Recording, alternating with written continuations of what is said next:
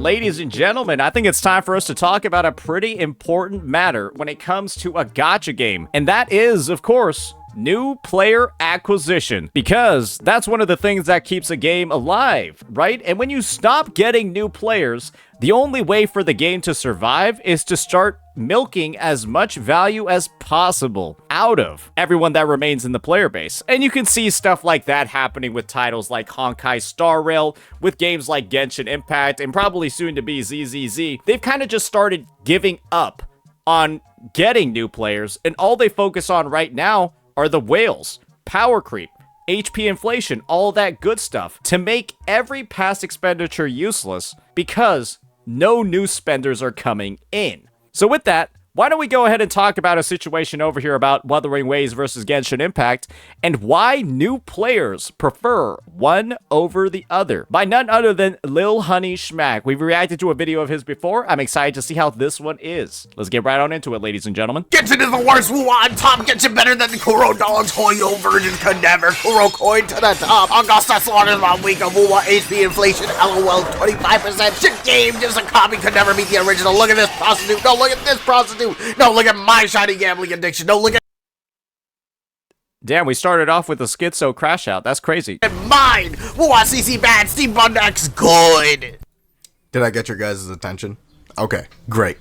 Recently, a huge YouTuber named Nicholas Light has What an intro. What an intro. entered the gacha gauntlet, and has at the time of writing this played Genshin, Wuwa, ZZZ, and is just now giving HSR a shot. He's played through all of Wuwa, stopped playing ZZZ due to annoying fans on both sides of the children's playground that they like to call their battlefield, and then quit Genshin after like an hour or two. But hey, he's enjoying HSR. Just wait until he leaves Bellabog. There's a clip of Nicholas Light getting stuck in a dialogue, and what you see him doing is like, he's like fucking like wrist mashing with his controller to get through a dialogue in Bellabog. Bro is so cooked when he gets to Pinakani, it's over. I don't even know if he's gonna make it past the Zhangzhou Lo Fu. I think. But a big point of conversation was how he went from this to this. So yeah, as expected, a lot of Genshin fans are upset and Wuwa fans are rejoicing while the minority of Kurobots are gloating. They got recognition from by most definitions, a normie. Which I thought people hated, but you know, if it means glazing the thing that they like, then yippee, I guess. I think the thing is with normies is that most people are open to it, right? Unless their game is like super gooner, or unless they're like mentally ill. The idea behind a normie is like, now your game is like more socially accepted. You'll have like advertisements for it in like public places. You won't get made fun of for playing it. I don't think there's a lot of people that get made fun of for playing Wuthering Waves. It might have been, you know, where you got made fun of for playing Genshin way back in the day. Yeah, but if you're playing Wuwa, it's just a pretty badass game. I think most people look at it and they're like, yeah, that's badass. I like that shit. And having something that just appeals to people on an initial overview at a first glance, I don't think that's something to spread negativity about, in my opinion. Yes. But that's not really what I want to talk about. I want to talk about this specific clip. Wuthering Waves, to me, is me in my best shape, right? I wake up in the morning. Same shirt is not on purpose, by the way. I could get the day going. I could get my day started. I could grind. I could grind hard. I could work out. I could have a great day and everything. Muscles, I'm ripped. I'm eating right. I don't feel sluggish. I'm energized. I don't feel tired all day. Genshin Impact, to me, is the opposite. It's out of shape in Nicholas Light. It's walking up 3 steps and I'm out of breath in Nicholas Light. Slow and sluggish, and I don't want to wake up, and I'm just feeling tired all day. That's what Genshin Impact felt for me. You had the same shirt when you reacted to this yourself? Oh, no, I definitely did. No, I remember that. No, I definitely did. I think this line right here perfectly encapsulates the biggest reason why people are starting to gravitate towards Wuthering Waves more than Genshin. I ain't patient. I have a patient fucking bone in my body. Yeah. No, this isn't a video to dog on Genshin. Trust me. I have more than enough disdain for the game to do that, but I'm looking at this through the lens of someone who likes video games. And as someone who's played a bunch of different video games throughout my life, I like to think I know a little something something. So we're gonna talk about why I think new players like Nicholas are gravitating towards Wuwa as opposed to Genshin, and why those first 30 minutes are so important. All right, let's hear it. We're gonna start with some psychology. Here, I'll put this up for the more attention-deficit viewers. Okay, yeah, he's also putting on Subway Surfer on the screen too. We're gonna talk about two things: first impression and tolerance. TLDR, studies show that you have about 1/10 of a second to make a first impression. So about the same amount of time to zero out your bank account when you're buying pulls. Alongside that, just because of how our brains are wired, it can be really hard to shake judgments based off of first impressions due to, well, human nature and our tendency to look for confirmatory evidence. Plus, there's this thing known as the anchoring effect, which is basically... Did he put ASMR fucking cutting videos? Like AI generated ASMR cutting videos in the background too? Oh my gosh, he really pulled out all the fucking stops on this one, buckos. Our tendency to judge something heavily based off of the first piece of information we get. I'm sure we've all been in that situation where no matter how different a person may be, that one weird thing that stood out during the first encounter will always linger in your head. It's why Genshin and Wuwa, and honestly a lot of games, start out with a big cutscene to hook you in and keep your attention. Like how I sound like a moron in the beginning, but probably riled up both fandoms. See how I brought it back around? I did it good. We could go more into depth, but I want you to focus on the actual gameplay over anything else, because within the first play session, you're going to be interacting with the gameplay more than the story. And guess what you do in the first couple of seconds of Wuthering Waves? Or really, like the first 15 minutes of Wuthering Waves, right? Don't you fight Crownless? Don't you fight Crownless in that kind of like badass boss fight? Before the children go into the comments and type, "Oh, well, because he knows Genshin is better." Shut the fuck up. You sound dumb. We'll talk about that later. It's a video game. Gameplay is the essence of a video game. If the gameplay sucks, no one wants to play the game. It's that simple. And all things considered, Genshin has a lot to offer. An interesting combat mechanic in the elemental reactions, a bunch of unique characters, and a huge open world environment to run around in and explore. Yet, you're only interacting with one of these elements right out the get-go, the open world. This is an open world game. And man, Genshin kind of fails as an open world game. I'm not saying this in a haha Genshin sucks kind of way. I'm saying this because there is a severe design flaw with Genshin that they overlooked when copying the notes of Breath of the Wild. Let's hear it. Let's hear it, buddy. Which part in a game laden with failures, where you only have to walk about 2 feet in game to see a failure, which part stands out the most? Something we need to understand about open world games is that they need to fulfill these requirements to be successful. An interesting world to explore, and an actual fun way to traverse the world. Oh, wait. Oh, okay, I see. He's probably going to talk about the fact that you need to pay to have the fun in this world. Imagine if you had to pay $90 for a horse in Red Dead Redemption 2. Otherwise, you're just walking around everywhere. You can only run for like 10 seconds before you're out of stamina. Genshin does have a pretty interesting world. Despite being a little offbeat at times with the themes, it's still a nice world. The problem is, movement sucks. Yeah, I know. Oh, here it goes again with the stamina and climbing walls. Well, yes. This is where I go, but you need to understand the movement is important because it's an open world game. The time it takes from point A to point B in Genshin without fast travel is not only slow, but unsatisfying. The most you have for traversal for all characters, not specific characters, that's a whole issue on its own, but let's stay on topic. Create the problem, sell the solution, ladies and gentlemen. Is, well, running for a short amount of time and climbing for a short amount of time.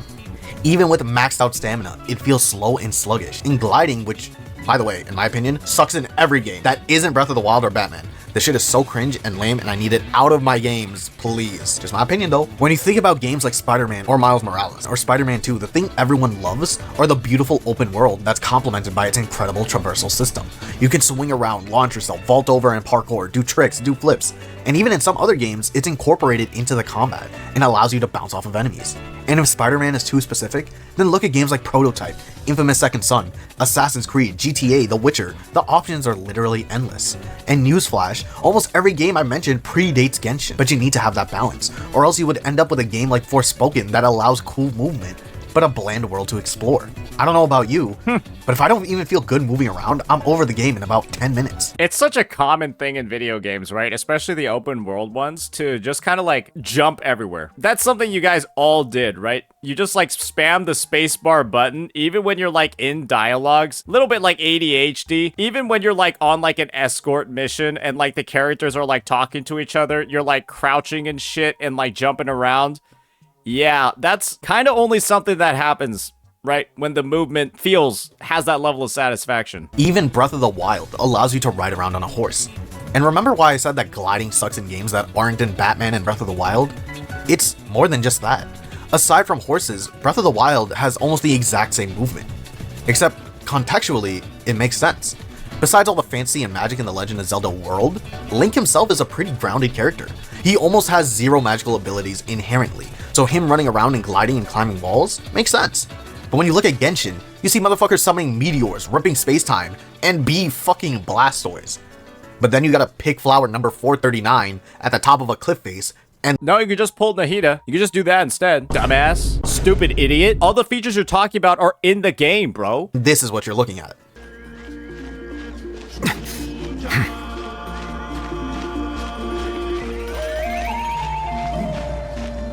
Look at this idiot not pulling Jalonen. What a pathetic player. Clearly, the devs are giving him every single tool he needs to have fun in the game. But the fact that he's not willing to pay $400 for every single tool makes him such a loser. Remember that whole meme of, it makes you feel like Spider-Man? Well, as overplayed as it was, that should be the goal of the game. When I'm playing Spider-Man, I want to feel like Spider-Man. When I'm playing God of War, I want to feel like Kratos. But when I'm playing Genshin, I don't feel anything with the characters I'm playing. There's a serious disconnect because there's almost zero relation to how a character feels to play compared to how they're described in any other form. They feel like, where does Mavuika's motorcycle even show up? When does her motorcycle first show up in the story? I'm genuinely wondering. Does anyone know? Because it's definitely not in this fight, right? It's definitely not in this opening fight that she had with Capitano. At the very end of the Archon quest, she just hops on it. Oh, okay. shitty action figures from the 99-cent store that promises you that they're official merchandise. It's immersion breaking, it's stupid looking, and worst of all, it's boring. The moment your game bores a player, you've lost them. They're gonna hop off. Bore them enough times, you'll never see that player again. And arguably, movement is more important than the combat itself. Genshin could have the most insane combat of all time. It doesn't. But if it takes me 7 business days and 4 Red Bulls to get from one fight to another, you've lost me. You could even make this comparison to real life. Imagine if you could only travel through New York City by walking or car and there were no trains or buses. Suddenly, going to that fire-ass pizza spot in Little Italy doesn't sound so peachy keen. Wuwa makes small changes in additions to the movement, but suddenly it completely transforms the experience. You can run infinitely as long as you're not in combat. You can parkour, you can run on walls, you don't have to rotate around an overhang and can flip over it. You can grapple, and all this makes traversal so much more seamless and fun. I mean, there were parkour videos coming out during Wuwa's release, and we saw the same thing when Flight was introduced, with people showing off their flight abilities. When you make an action open world game, there's almost just as much importance on how you play the game outside of combat as there is during combat.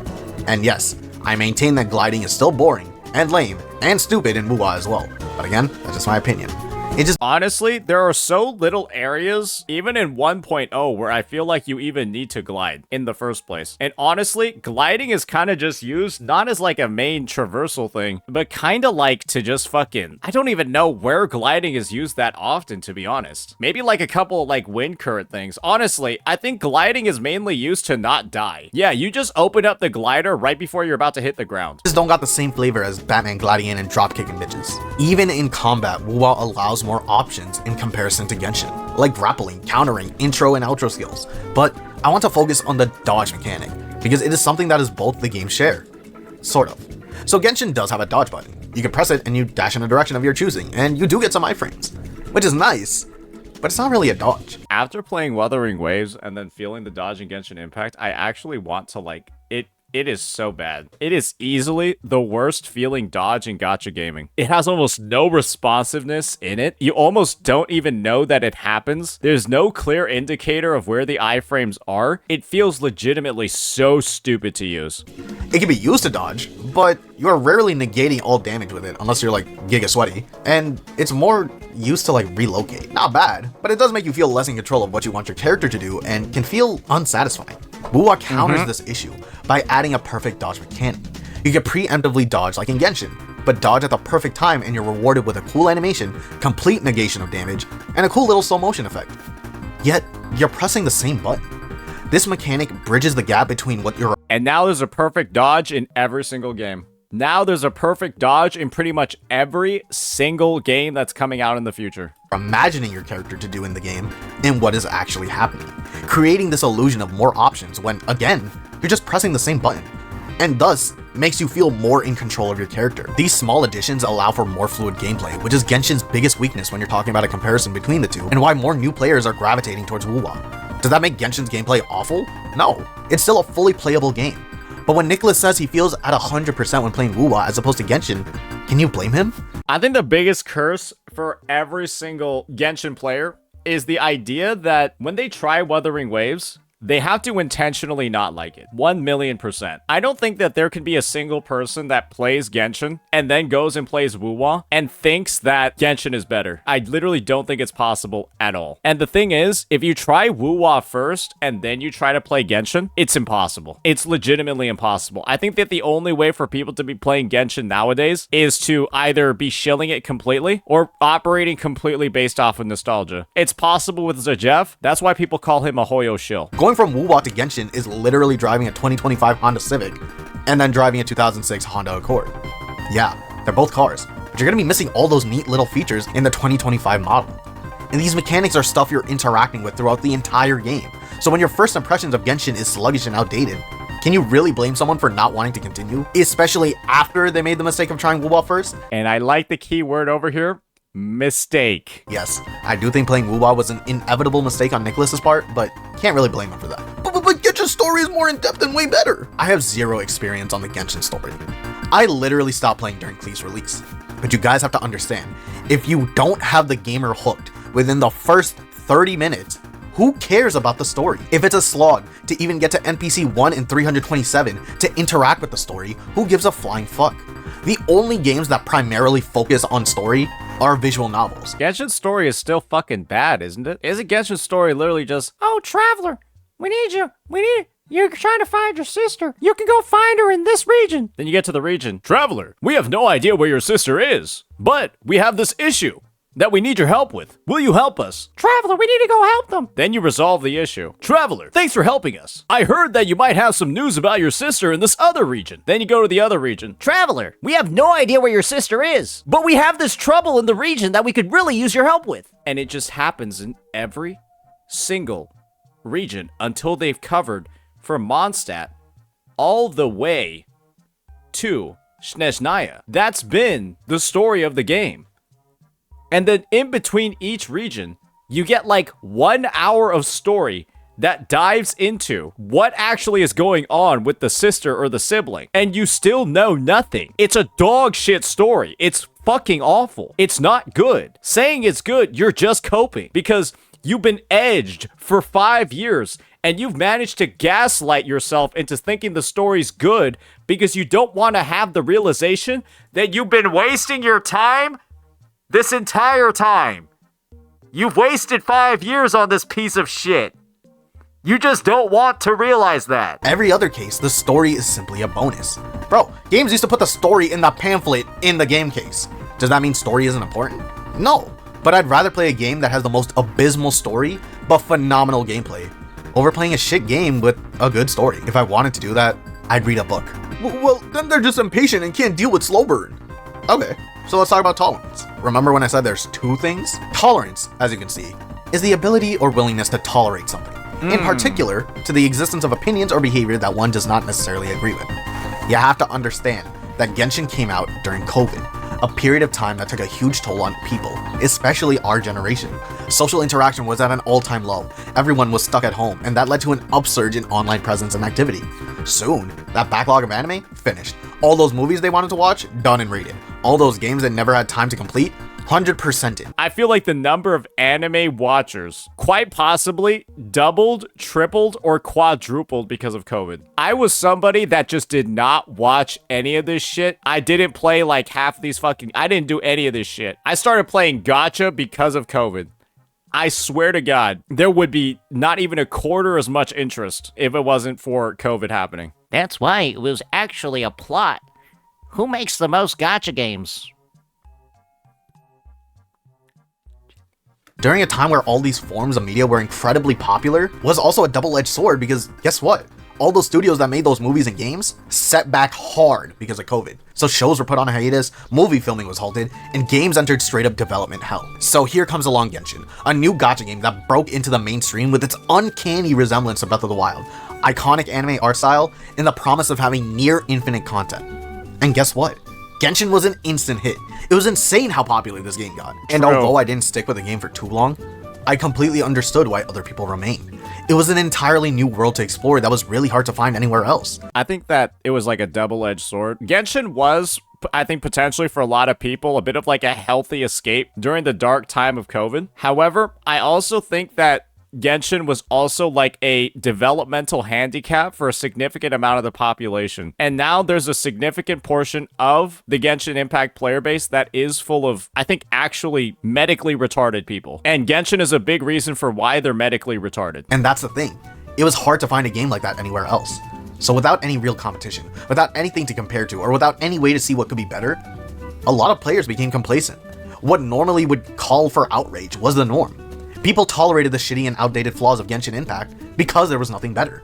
You skip to 2024, now players have been playing Genshin for 3 to 4 years. Players are now attached and used to the game's mechanics, despite the option that offers an upgrade in almost every conceivable way. And that's what I mean by the nostalgia factor. After you played Wuthering Waves, there's nothing bringing you back to Genshin other than content or nostalgia. Or, like I said before, for the medically retarded people, they're going ahead and they have such a like fierce dedication to the game that they're not even willing to entertain the idea of playing a competitor's game because they love Genshin so much. And instead of welcoming it gladly, it was rejected, put down, ridiculed.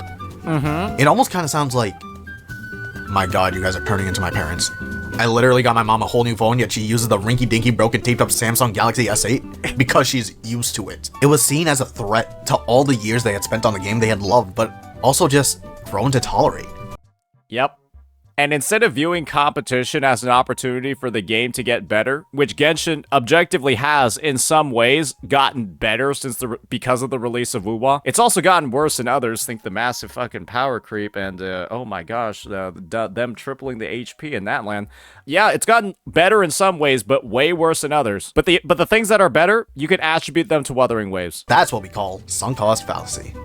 A lot of people at this point, despite being discouraged by the lack of desired changes, were sticking along because of all the time and money they spent.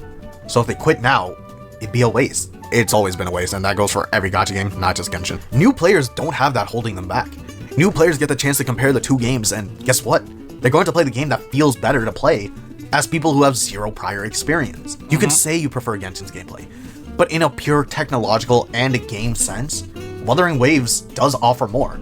Hence, Wuthering Waves, to me, is me in my best shape. At the end of the day, this is all about taste. Some Fair. people like the slower pace. Some people like the more colorful and cartoony style that Genshin has to offer. And then you can just play, there's like that other game coming out. It's like the one where you can turn back time. I forget what it's called. It's like the turning back time game. Yeah, you could just play that one instead. It's literally Genshin, but better. Yeah, rewind and cadence. If you like Genshin's the aesthetic, but Wuwa's combat, you just look at rewind and cadence, and you're just gonna be like, fucking hell, Genshin is actually dead. And some people also prefer focus on story rather than intensive gameplay.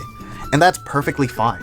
But you have to understand that for the vast majority, the game comes first. And if they aren't hooking the player within those first 30 minutes, it's Oh yeah, there's the crownless fight, buddy. cooked. You also have to accept you're now becoming the boomer in this genre of gacha games. You're the person that's going, Back in my day, we needed to climb up the mountain. We don't do that newfangled wall running and flying and horse riding. the game by a lot of standards is outdated, and people are going to gravitate towards the new and shinier toy. It happened with Genshin and Star Rail. It happened with Genshin and Wuwa. And it'll probably happen with Wuwa and Silver Palace. Shut up. No. No. No. How dare you say that? How dare you say that? What the fuck? The thing is, with Silver Palace, I think we've already, like, seen the gameplay of it. The combat in that game is it's way different than what we see in Wuthering Waves. And so unless there's, like, some crazy overhaul in how it's going to work, I think you gotta do a bit of a deeper analysis on that one, buddy. Yeah, it looks more like Batman type of combat than, like, the sort of, like, freeform, action-oriented stuff we have in Wuwa. I mean, yeah, it's also set in a Victorian city, so, I mean... A little bit hasty there, bucko. Maybe you should actually watch the trailer, buddy. But yeah, other than some of the jokes at the end, great great overall video. I think he really hit the nail right on the head for what breaks down and differentiates the starting experiences from both games and the whole impressions thing from both games. And the thing is that for a normie, right, that's just trying out these games, giving them a bit of a look, and then kind of like going from there, what's clear about these things, right, is the fact that people are just going to try out whatever looks cool to them. And for a lot of people, Genshin looks a little bit too goofy. Wuba is really fitting, you know, that more like kind of like slightly more mature, interesting aesthetic. And when you have that initial bit of gameplay in Wuthering Waves, it's something that just kind of keeps you going. However, there's still going to be a lot of people on the shilling tribalistic lines that are going to look for any reason possible not to play it, like Jeff. So yeah, let me know what you all think, ladies and gentlemen. Peace.